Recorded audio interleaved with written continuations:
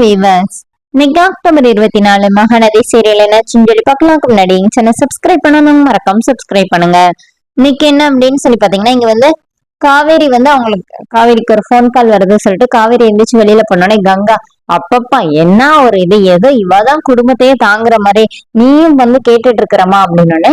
இப்ப சாரதா என்ன சொன்னாங்கன்னா, ஏண்டி நீங்க இந்த மாதிரி இருக்கிறீங்க அப்படின்னு சொல்லி கேட்டோடனே இப்ப கங்கா என்ன சொல்றாங்கன்னா, எங்களுக்கு தெரியாம நீ வீடை வித்து எனக்கும் காசு குடுத்துற, அவளுக்கு என்ன, அவ வசதியானவா பணக்கார வீட்டுல தானே இருக்கிறா, அதனால அவ போய் வசதியா வாழணும்னு சொல்லிட்டு அந்த வீட்டுக்கு போறேன்னு சொல்றா, அதுக்கு என்னமா நடிக்கிறா பாத்தியா அப்படின்னோடனே சாரதா வந்து ஏண்டி இப்படிலாம் பேசுறீங்க அப்படின்னு கேட்கும்போது இப்ப பாட்டி வந்து ரொம்ப கோபமா சொல்றாங்க, இங்க பாரு கங்கா, நீங்க 2 பேரும் என்னடி செய்யாம இருந்திருக்கிறீங்க, உனக்கு வந்து இப்ப வளகாப்புக்கு 5 மாசத்துக்கு முன்னாடியே எல்லாம் நடக்கணும்னு சொல்லிட்டு நீ எல்லாத்தையும் வாங்கி போட்டுட்டு தானே தெரிஞ்ச, கல்யாணம் எதுக்கு இவ்வளவு அவசர அவசரமா பண்ணிக்கிட்டா, இன்னும் கொஞ்ச நாள் பொறுமையா பண்ணியிருந்தா நாங்களே நகையெல்லாம் போட்டு இவ்வளவு கல்யாணம் பண்ணி கொடுத்துருப்போம்ல அப்படின்னு சொல்லிட்டு 2 பேரையும் பாட்டி நல்லா திட்டுறாங்க. அப்போட சாரதா, ஆமா அவங்க பாட்டி இந்த மாதிரி அத்தை சொல்றல என்ன தப்பு இருக்குது, அவங்க கரெக்டா தான் சொல்றாங்க, இனிமே நீங்க 2 பேரும் அவளை பத்தி பேசவே கூடாது, அந்த வீடை விற்கவும் முடியாது, அவ பாவம் நீ குடும்பத்துக்காண்டி உங்களுக்காண்டி எல்லாத்துக்காண்டி அவ வாழ்க்கையை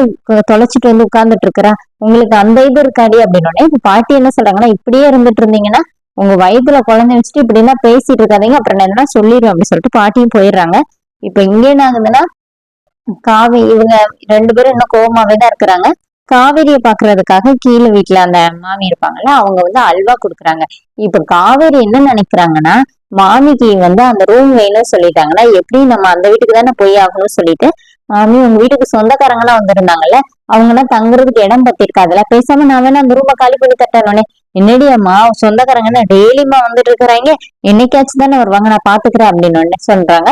இவங்க 2 பேரும் பேசுறத விஜய் கேட்டுறாரு. விஜய் பார்த்தோன்னே காவேரி ஷாக் ஆயிடுறாங்க. இப்ப காவேரிட்டு வந்து உனக்கு என்னதான் பிரச்சனைன்னு, இல்லங்க நான் அன்னைக்கு தாத்தா கிட்ட வர உங்களை அங்க கூட்டிட்டு வரேன்னு சத்தியம் பண்ணி கொடுத்துட்டு வந்துட்டேன், அதனாலதான் அப்படின்னு. யார்கிட்ட கிட்ட நீ அதெல்லாம் பண்ண அப்படிங்கிற மாதிரி விஜய் சொல்றாரு.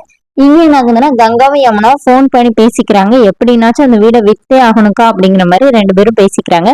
இங்க என்ன ஆகுதுன்னா, விஜய் வந்து காவேரி ஹோட்டல் கூட்டு வந்திருக்கிறாரு. அங்கேயும் வந்து காவேரி வந்து பேசுறாங்க, நம்ம வீட்டுக்கே போயிடலாங்க, எனக்கு ரொம்ப கில்ட்டியா இருக்குதுன்னு. உனக்கு என்ன கில்ட்டியா இருக்கு அப்படின்னு அவர் கேட்கிறாரு. அதோட என்னோட எபிசோட் பண்ணிருக்காங்க.